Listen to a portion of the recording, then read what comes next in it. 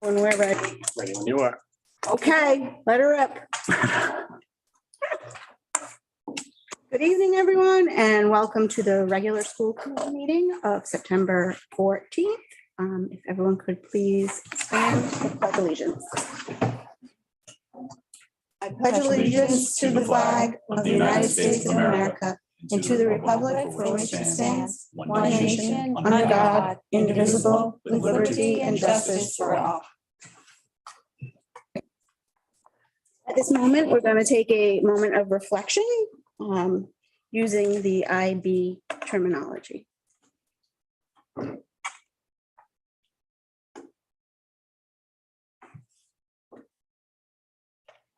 Thank you. I would entertain a motion to enter into executive session under RIGL section 4246(5)(a)(1) by roll call. First, we need a motion. Someone. Thank you. You're welcome. Second. Thank you. Roll call, Polly, Aye. Travis, Aye. Rita. Aye. Mike. Aye.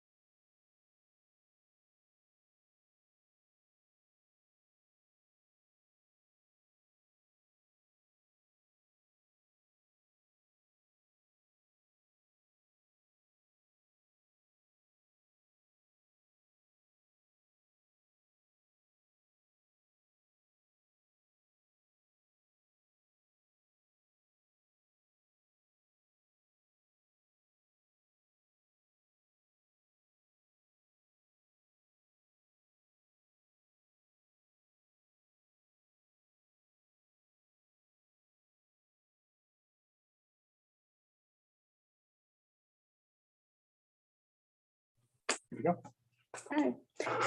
Welcome back, everyone. We're reconvening an open session. I will take note that there were no votes taken in executive session. And I would entertain a motion to seal the minutes of executive session. So moved. Second. All in favor by roll call? Oh, I'm sorry. That's okay. Polly, Aye. Rita, Aye. Travis, Aye. Mike. Aye. Sorry about that. Thank you. Next up is the consent agenda. Would anyone like to remove anything from the consent agenda? Copy of this. Then I would entertain a motion to go through the consent agenda. So moved. Second. All in favor? Aye. Any opposed? Great. Number 5, spotlight, opening of the 22-23 school year.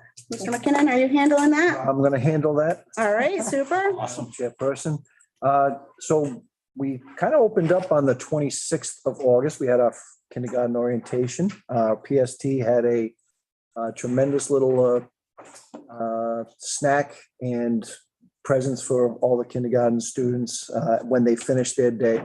But bottom line is we met in the gym, parents, students alike. We took the parents down to the classroom with the students. They saw their lockers for the first time. We took our students on a bus ride, the ride around Little Compton. Got back and that's where they were treated to a nice little presentation by our PST. The opening of the school day, the following Tuesday, has been seamless. Minor problems with late buses, but that's a very minor problem. We are this year for the first time in 2 years having lunches in the cafeteria again, with several grades at a time. That has gone off without a hitch. Our International Baccalaureate, our candidacy phase ends this fall. The authorization phase will start up probably as soon as we get back from the holidays. They will be sending people here to examine where we are with it. And hopefully we're hoping for that process to be seamless. We have been working with our school improvement team on a couple of the policies that the International Baccalaureate has requested that we work on: an assessment policy, a language policy, and an integrity honesty policy. This past week, last Friday, we had Newport Classical join us. We had a viola player, Matthew Lipman, come in and play for the entire student body. The thing that I thought was neat was Matt was a young man, probably right around the late 20s, early 30s, but to see somebody as expert as he was on the viola, for the kids to see that was truly outstanding. So I want to thank Newport Classical for allowing that to take place. This past week, we had professional day on the primary day yesterday, and we were revisited our restorative practice. That is something that was put in place pre-COVID. COVID hit and it kind of dropped. It was actually the Monday, I think, of that first week. They were supposed to come back and kind of finish up. So we are revisiting it again, getting our newer staff members trained and our older staff members, people who have been around for a little while. We just had a refresher course yesterday, but we'll be training our new staff members over the next month or so. So they should all be certified in restorative practice. Restorative practice is basically, it's building relationships, building community. When a mistake is made by a teacher, by a student, by a staff member, there's opportunities for people to address it right away. Fall sports will be beginning next week. We were hoping to start it today, but with the numbers of registrations coming in, we decided we're going to put it off until parents have had that opportunity to get their registrations in. That will be soccer and cross country. And the nice thing with that is Miss Fitzgerald has been able to get some buses for our away games, which was very difficult last spring. So We will be having buses for that. Eighth grade is preparing for Buck Hill in the middle of October. They're also preparing for a trip to DC in May. I think the dates are May 16th to 19th. We have open house this coming Monday. With open house, we are going to spend 15 minutes as an entire school, me talking to the entire, all the parents and what have you. But right after that finishes, we're going to be talking to our MYP parents, our middle years program for International Baccalaureate, with a 15-20-minute presentation regarding where we are with IB and what the expectations are for our students with IB. PST is also running a book fair beginning that night in the Commons area, and that'll take place for the rest of the week. And that is the opening of the school year. Excellent. Sounds like a lot of good things. Yeah, awesome. Yeah, okay. I would like to hand some of this over to Jonathan because Okay. he has been super busy. I know the school committee gets a very long Friday night memo from me for the past 4 years, but the public is not privy to a lot of that information. And so it includes HR updates, my updates, and IT updates. And I think the IT update is very worthy of a public show, and maybe even launch that page. Yeah, we can talk about that. We've definitely been busy.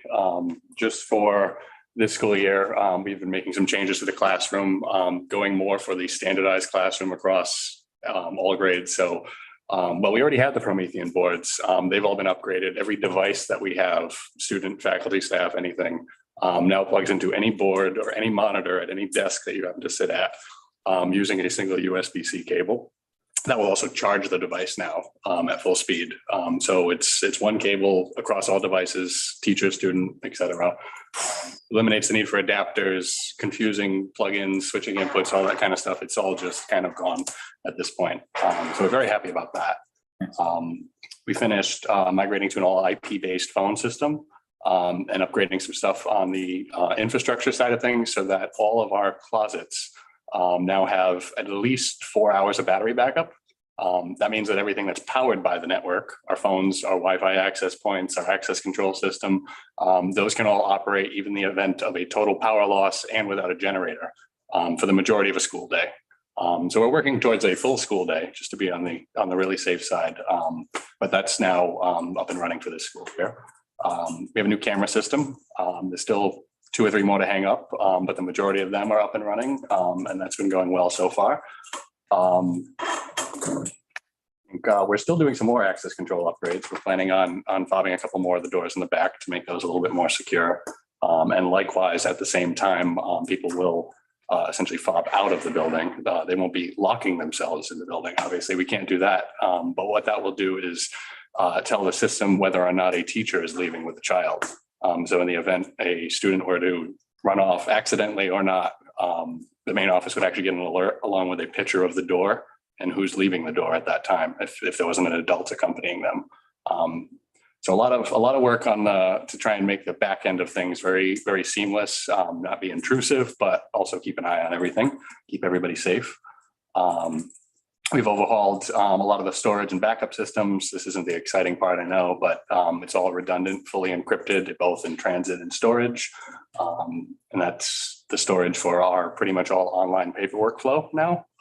Still a little bit more to migrate there, but I would say about 75% of our processes are in some fashion moved online, and we're doing more work every day to complete all of them. There's a lot of new digital signage, which I'm sure you've seen around the school as you're walking in. That's fully automated, and relevant people in the building can kind of contribute to what they want to put up on the signs. And that'll get circulated around depending on whether it's a PD day or if a students are here in the building and where the screen is, they'll see the relevant information.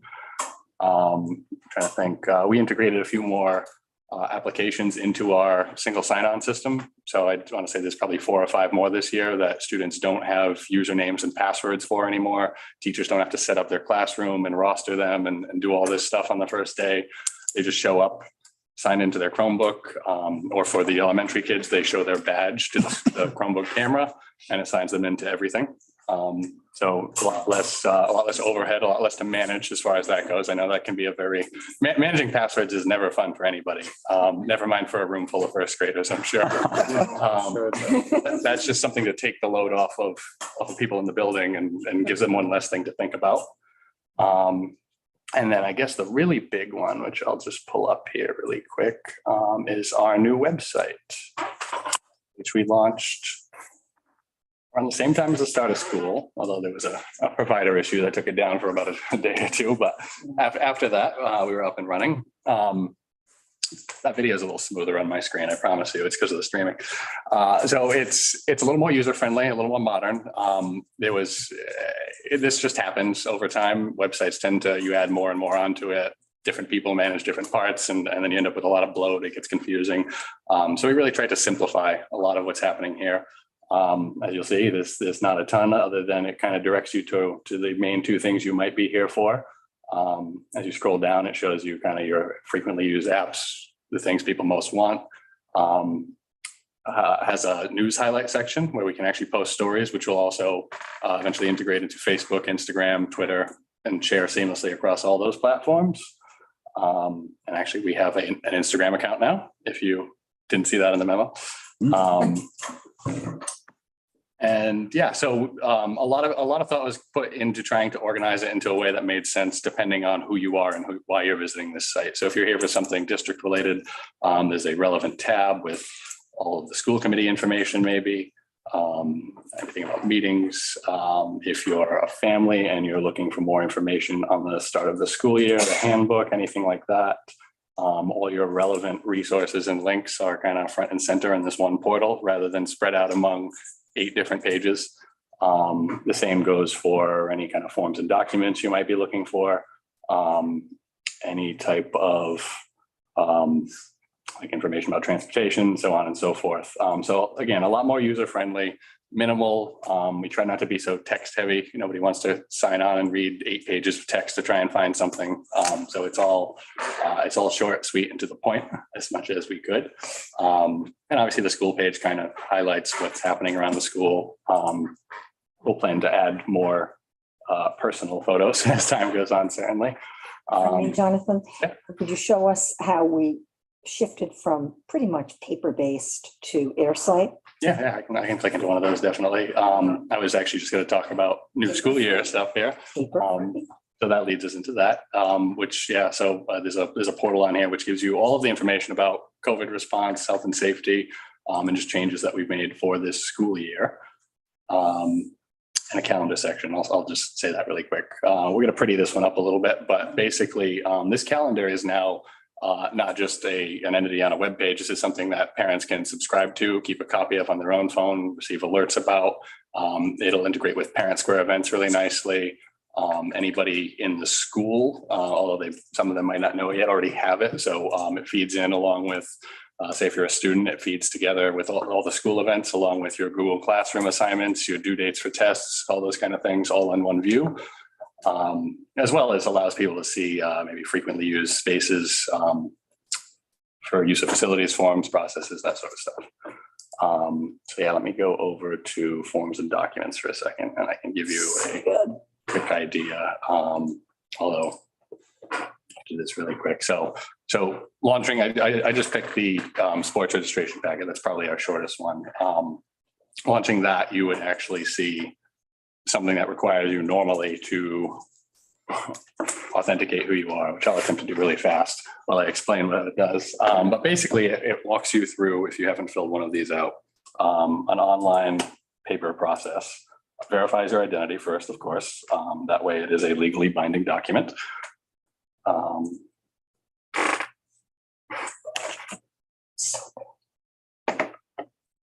And loads you into an online form where you're able to enter basic information, which they're really going to wonder what I was doing last night when somebody checks this in the morning. And go ahead and enter your information about your child, what they want to sign up for. I'm doing both. Why not?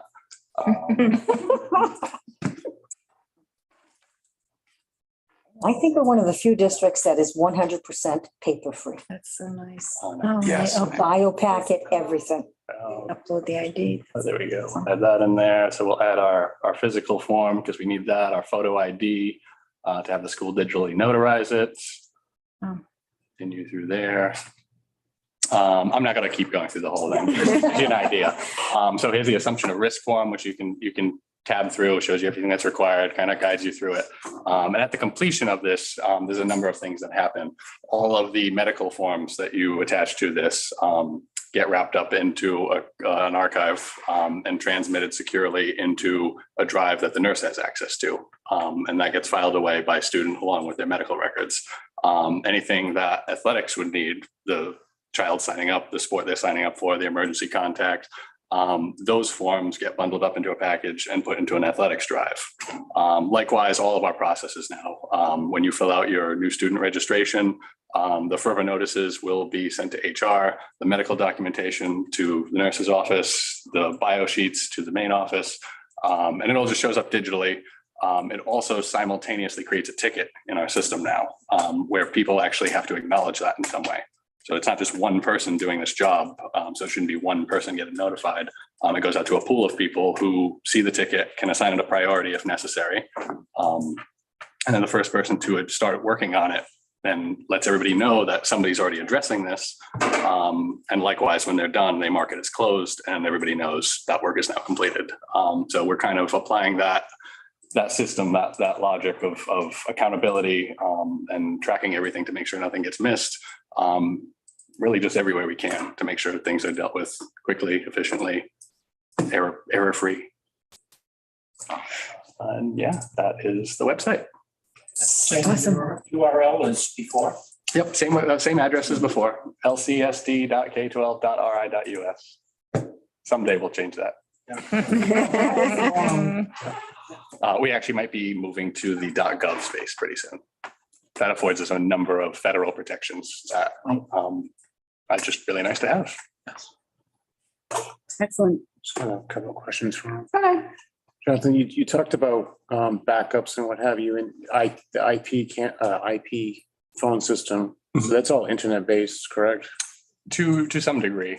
So like our phone system is IP based and everything operates off a server here in the building. Yeah. From there, it connects to an IP based trunk line that connects out to the real world, the same way you'd have an analog line coming into your house. We're actually looking into a cellular backup as an option for that. Yeah, that's where I'm going with this. So if the internet goes down, We are actually lucky enough to have both analog and copper coax into this building. So we do have a backup in case one line was cut. If all the poles went down, then yeah, we're dead in the water for a little while. But yeah, the plan there is to have a cellular failover that would, upon the main line going down, just switch over to that. Every phone in the building would work exactly the same way. It would just use that as our inbound, outbound. And then the backups themselves, somewhat of a similar situation. It's actually both. So we have a couple of storage arrays here that back up everything. They can contain, there's two of them that contain a mirror copy of each other. And then all of that data is also encrypted on a nightly basis and mirrored up to the cloud. So if worse came to worse, and every day. But even if the entire building were to burn down, we still have a copy of everything that we do. That also works in reverse. We encrypt and back up all the copies of like Google Drive, say, everything that exists in the cloud that somebody else has custody of, we also mirror locally into this building. So if any side goes wrong, we have a copy of it. Your Air, whatever that program is for paperless. Yep. So we've had the opportunity, I'll say, to use that, and we've had to request the access codes 3 different times, and it keeps coming back goes into our spam folder for some reason, even though you're set up as one of my contacts. I can look into that, definitely. So I'm not sure what's going on with that. There's some changes we can probably make to help with that, I think, definitely. Longer term, what we'd like to do is integrate a lot of the AirSlate would still live as a paper-based processor for forms that exist on their own. But longer term, what we'd like to do is integrate the registration, the biographical information updates, those processes directly into our SIS. So you're not completing a paper packet essentially in a separate digital tool. You're actually going into our SIS and just updating your information directly, which would both save a lot of time and energy on the back end, on the office side of things, but also make it a lot easier for you as a parent. That would eliminate the need to type that information every year. You'd just be looking at last year's information and making the necessary updates. So that is the goal, hopefully for next year, which will eliminate all of that. We are looking at various SISs to replace Aspen that would have those capabilities, who could consolidate some of those workflows. Okay. My last question would be, is that I'm sure you've seen the new program that Dartmouth just put out for there to be able to, parents can actually see the buses. Does your program have that capability? The track the buses live? Yeah, they can actually, so parents can actually see where the buses are. So if a bus is running late, they can actually go on their app and they can see where that bus is. I've heard of systems like that. I wasn't aware Dartmouth was doing that. It's a very similar kind of technology to the same thing that powers your order updates when you order from Uber Eats or something like that. When the bus is close, when your time window approaches, you get the ability to see that. That's a big endeavor that would probably require a good amount of equipment to be installed on the buses and the software to run it. That I would say the bus company would probably have to be They're the vendor of that. owner, the custodian of, even if it was something the district chose to ask for. I think that is solely on the bus company to make the decision and to operate at that point. It is an add-on vendor.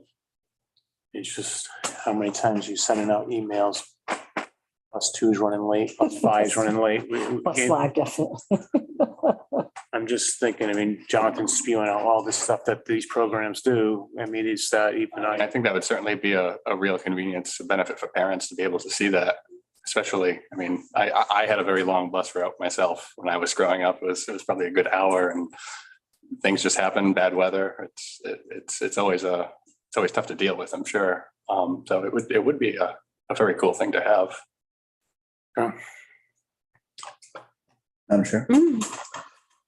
Jonathan, I just got to say, you're very impressive. I've been in other buildings, other school districts, and I don't think that they have the attention to detail that you've put into. My house doesn't even have a single cord. So the fact that there's any student or faculty member can go to any one of these devices and have access to it is unbelievably impressive to me. My question to you would be, do you meet with others similar to like Lori, she is the superintendent, do you meet with other IT departments? Because I got to say, I feel like what we have here is just eons ahead of other schools. I mean, just even like the fob system on the doors, let alone like each student having, the photo access to log in under, No, I mean, fifth grade, whatever it is. It's something, we do meet regularly. So there's a group, it's a chapter of ISTE, actually, the International Society for Technology Educators. But it's basically all the IT directors in the state of Rhode Island have a weekly Zoom call. Compare notes, talk about standards, changes. Lately, a lot of it's been on cloud services, data privacy. That's kind of the big topic that for the last year or so has been kind of overshadowing maybe everything. But we do meet pretty regularly. I do hear a lot from them. I consider myself very fortunate to work here. Yes. They remind me of that, literally tell me to. Yes. But I mean, it's a team effort. I think a lot of credit is due to everybody sitting to my left right here, especially this guy with the checkbook. Finance somehow. But no, but we do. And I've been able to say things. We talk about what we're doing in these schools, and usually when I say something, they say either, wow, you can do all that. You can manage all that with the click of a button, or you have staff that will respond, take these technologies and run with them. And I say, yeah, it's really not an issue here. So, I mean, I think we're a very unique place in that regard. It is a little bit of everybody participating in the process. That is what makes it work. Yes. But But I mean, IT is not supposed to be something difficult to figure out. It's supposed to be a tool to make your life easier. Well, Matt, you do it beautifully. It should be minimal. It Easier shouldn't said be than in your done. way. I know everyone in here is like, how do we log in? What's going on? This guy. So anyway, every computer in here is integrated. You can go, it's really impressive, Jonathan. And I feel really fortunate to have somebody like you with also the support of the administration to back you in these endeavors. It's amazing to see what we can do in this small rural town. So I really thank you, man. Keep up the great work. I appreciate that. And I know I've said this before, but a lot of this is possible right now because of past historical decisions, investments. Yes. You guys, previous school committees have all supported all of this. That's why we are where we are. If there was any friction along the way, that would set us back a year or 2 years potentially from where we are right now. Wow, thank you too. I'm gonna say I'm super jealous. I'm guessing Mr. McKinnon is also super jealous, having kids around the same age as my kids. I can remember getting 4 paper packets that all had to Horrible. be hand-filled, each one filled out. Like it was, yeah. So Too I'm much. very jealous. Technology is a force multiplier. Yes. And a lot of things happen for you and it'd be really easy, not the other way around. Yeah. SHA-256 encryption, I assume. Say again? Yeah. You can always talk about Really? it. No. I just throwing things out. Exceeded expectations. Huh. Nothing but the best. Thank you very much, John. Right. Very impressive. Does There's anyone nothing. else want to add to the school year, the opening? I think we have an HR report. That's next. Oh, okay. Are we ready to move on to superintendent so. report? Yeah. Okay, super. Go ahead. Carol and I flipped a nickel and she lost. So she has to do the human resources update And follow. and follow Jonathan. Another very quick report to tell you that all of our permanent staffing positions have been filled. There is one temporary position which is open. It's due to a leave, and that is the .4 technology 1-year position. So that one is still open. We are actively searching far and wide for someone to take that position. If you know anyone who's interested, all of the criteria are listed on School Spring, or they can contact me at any time. We are steadily building a strong cadre of substitute teachers, substitute assistants, substitute nurses. And again, anyone interested, if you know of anyone who would like to pursue that, they can apply on School Spring or contact HR. Awesome. We've even added some nurse substitutes, which are very hard to find. Yeah. Excellent. Very Do we good. have a Chartwell's person? They They have a chef Yep. who I think they're just waiting for a clearance Corey check. It should be starting really any day. Nice. That's Compass USA Chartwell's handles that Yeah, hiring process. awesome. Thanks. Good start. Really good start at the school year. Mhm. Really good energy. Anyone have any questions for Carolyn? Thank you. Mr. McNamee, it's your turn. All right. Hopefully, this will be the last time you'll hear about FY '22. At this point, we're looking at approximately a $341,000 surplus. So there are a number of accounts that I need to look at because of the way we've got some new people at the town side. So some of that accounting I have to go through, but I'm pretty comfortable with the revenues and the expenditures as reported. And that surplus certainly is a little bit bigger than what we had anticipated for a number of reasons. One, our healthcare costs were lower than our original budget. Initially, I think we were projecting a 6% increase. And 22, I think we had something that was around what 2%, Carolyn, I think. Plus, there's oftentimes when reserves get high enough with the trust, they wind up kicking back some of the reserve money. And we did use that in the current year, knowing that we had some additional healthcare costs that we negotiated as part of a separation agreement. But overall, we still wound up with a lower expenditure on the healthcare side. Just going back to the salaries, even though we had principal payments, salary payments to two principals in the second half of the year, we also had some breakage where we had a top step teacher left that was replaced with the lowest step. And we also had some ESSER money that was funding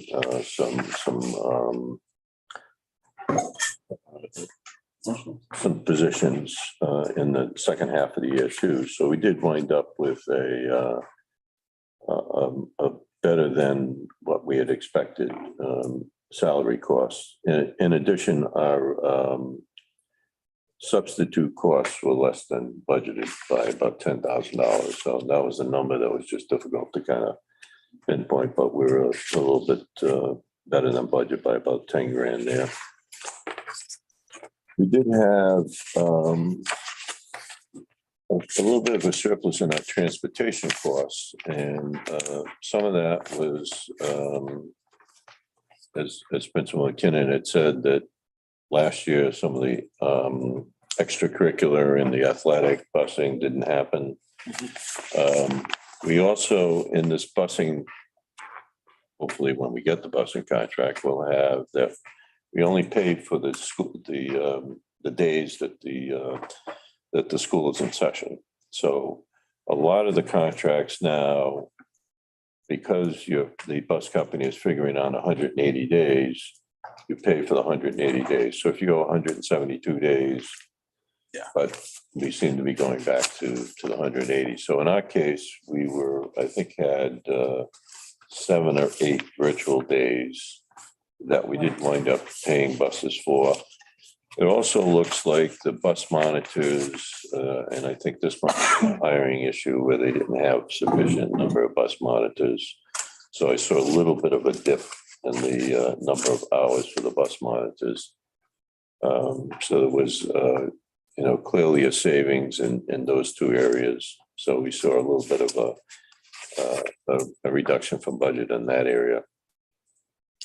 And then finally, we had the out of district tuition. Our Newport County Regional Special Education tuition number was lower than budgeted because we had a little bit of an increase. We do fund some of that with some federal grants, IDEA grants, so we were able to get a little bit more money there. So we were able to reduce that overall amount that we paid to them. Our out-of-district special education reflected about a $44,000 decrease from what our projections were. And again, that's a number that could change on a daily basis. And in fact, this year we're looking at something that's almost double what we were had for actual last year. So so we were fortunate to have a little bit of savings there as well too. And we did have some capital outlay expenses that were a little bit less than budget. We did fund some through our REAP grant that we do have. So overall, it was obviously a pretty good year. We're hoping that we'll take some of this surplus and commit that to the building projects that we're going to have put together. So at some point, either the next meeting or the meeting after, once the auditors have gone through the numbers, is look at doing some sort of a transfer to pull that money, some of that money out to help fund the building program. We do have about $270,000 of accumulated surplus coming over from FY21. So that would then be added to whatever we show in the current year. So with this amount, we're surely over $500,000 in accumulated surplus, so. But as we look forward, we know that we have some looming expenditures, whether it be Portsmouth tuition, the capital improvement projects that we're going to be looking at. And of course, just overall increases, as we know, with inflation going the way it is right now. Hopefully we'll be able to maintain the budget that we had for, FY23. So. Thank you. Oh, good news there. This. Anyone have any questions for Mr. Martin? Thank you, John. That's it. Next up, committee reports, policy subcommittee. We have the agenda ready to go and everything. We just could not come up with dates that work for everyone. So we'll be working on that this coming week. Portsmouth School Committee Liaison Report. Hannah's not here. Wellness Committee. Well, I'll be able to report next meeting because we're meeting on September 27th. Oh, awesome. But there was a very lovely newsletter from Rhode Island Healthy Schools Coalition. So you all got that. Yes, Yeah. yes. Mhm. And then we'll have a meeting, like I said, on the 27th. Okay, super. And Town Rec Committee, Not really much. Everybody's just out there playing pickleball. getting fit. Just having fun and getting fit. Like everyone plays pickleball. Everybody Except does. me. Public input. Anyone have any public input? Gentlemen, Anyone on anyone in the there? audience? Yeah, anyone, anywhere? Not virtual today. Yeah. Oh, we just live I stream. see those two people Live there, and I think they're people. Oh, we're not virtual anymore. For participation, we just, On we're on YouTube. YouTube. Hey now. No. All right, action items. Consider, discuss, and vote to approve the superintendent goals for the 22-23 school year. Do I have a motion? We have a motion. Second. Awesome. All in favor? Uh, Aye. Aye. Anyone opposed? No. So that carries 3-1. 10.2, consider, discuss, and vote to approve any requests for information from administration and or legal counsel. Anyone? Hearing nothing, I will consider a motion to adjourn. So moved. Second. All in favor? Aye. Anyone opposed? Super. Thank you, everyone.